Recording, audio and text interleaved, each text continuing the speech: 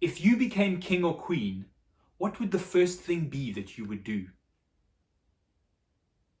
In my case, I think I might get everyone to give me every little bit of peanut butter that they had, because I love peanut butter that much. I would say that they should pay me in peanut butter.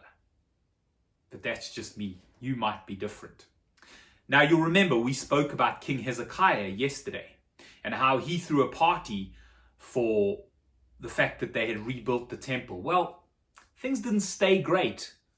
The people of King Hezekiah died, and the people of Israel, they started worshipping other gods, and they let the temple fall apart again. And King Hezekiah's grandson, his name was Josiah, and he became king when he was only 8 years old.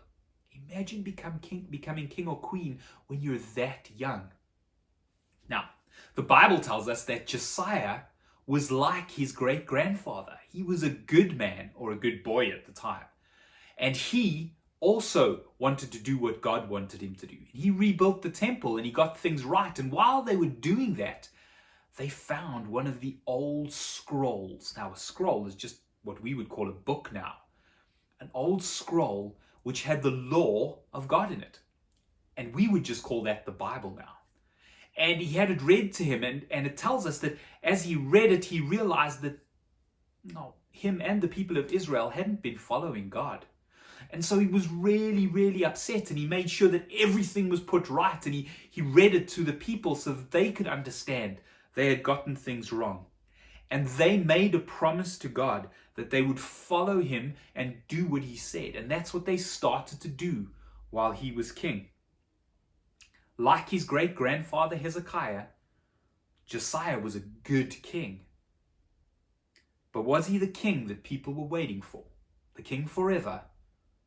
No, he wasn't the king forever.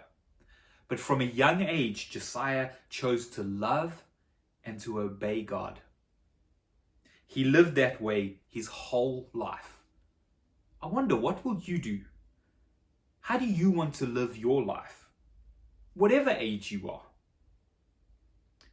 Maybe you want to think about that, or talk to the people who are around you, your family, or the person sitting next to you about what you want to do for the rest of your life.